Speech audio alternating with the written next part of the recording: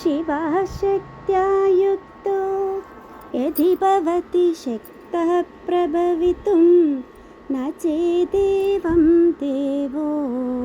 न खलु कुशलः स्पन्दितुमपि अतस्त्वमाराध्यां हरिहरविरिञ्चादिभिरपि प्रणन्तुं स्तोतुं वा कथमकृत पुण्यप्रभवति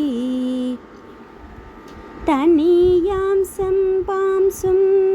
तव चरणपङ्केरुहभवं विरिञ्चि सञ्चिन्वन् विरचयति लोकानविकलं वहत्येनं शौरिः कथमपि सहस्रेण शिरसां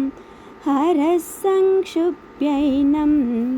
भजति बसितोत्तोलनविधिम् अविद्यानामन्तस्तिमिरमिहिरद्वीपनगरी जडानां चैतन्या सबकमकरन्दश्रुतिझरी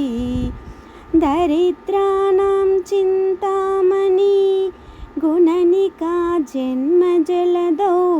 निमग्नानं दंष्ट्रा मुररिपुरा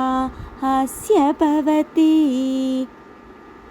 त्वदन्यपाणिभ्याम् अभयवरदो दैवतगणः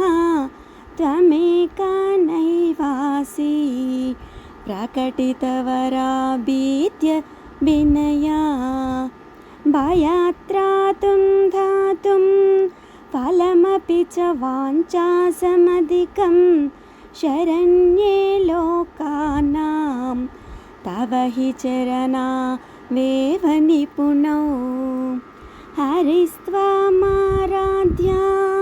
प्रणतजनसौभाग्यजननीं पुरानारी भूत्वा पुररिपुमपि शोभमनयत् स्मरोऽपि त्वां नत्वा रतिनयनलेह्येन वपुषा मुनीनामप्यन्तः